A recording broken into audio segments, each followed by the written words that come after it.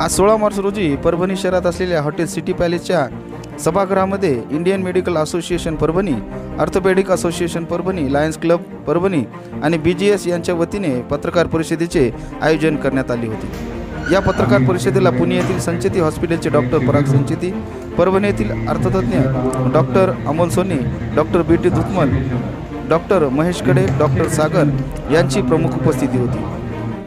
परभणीमध्ये 17 मार्च रोजी होणाऱ्या विष्णुनगर येथे असलेल्या कडे हॉस्पिटल येथे मोफत सर्जरी कॅम्प आयोजित करण्यात आलेला आहे। ज्या रुग्णांना ॲडव्हान्स सर्जरी असतील, ज्यांना पुणे येथे पाठवून तेथे सवलतीच्या दरामध्ये मोफत सर्जरी करण्यात येणार असल्याची माहिती डॉक्टर पराग संचेती यांनी या पत्रकार परिषदेत दिली।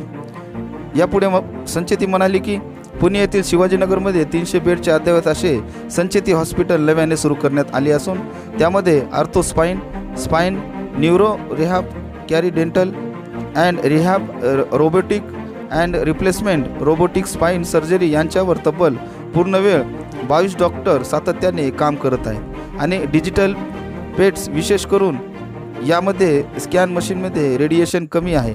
होल बॉडी स्कॅन फक्त 20 सेकंदात होते, कारण बोन बॅग सुद्धा सुरू करण्यात येणार असून त्याचा फायदा भविष्यात रुग्णांना होणार आहे। महात्मा फुले योजना या विविध शासकीय योजनांचा लाभसुद्धा संचेती हॉस्पिटलच्या माध्यमातून देण्यात येणार असल्याची माहिती डॉक्टर पराग संचेती यांनी या पत्रकार परिषदेमध्ये दिली।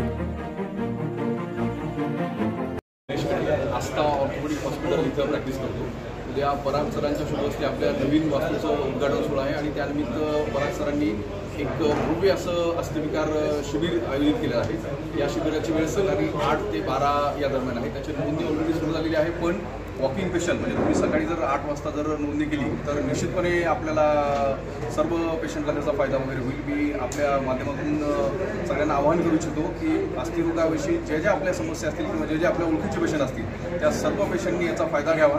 सकाळी 8 वाजता नोंदणी, आता आमचं नवीन हॉस्पिटल आहे ते विष्णुनगर एरियामध्ये जवादे सरांच्या बॅक साईडला, तर सर्वांनी 8 वाजता तिथं जर नोंदणी केली तर आपण त्या प्रकारे आपण सगळं अस्थिरोगाच्या सगळ्या पेशंटला आपण निश्चितपणे सरांचा ज्ञानाचा फायदा वगैरे आपण 8 ते 1 वाजेपर्यंत आपण ते शिबिर कंटिन्यू करणार आहोत। तर वॉकिंग पेशंटसुद्धा आपण डेफिनेटली त्याच्यामध्ये इन्व्हॉल्व करून घेऊया आणि आपल्या मतामधून सगळ्यांना सांगू इच्छितो की जास्तीत जास्त लोकांनी याचा फायदा वगैरे घ्यायला।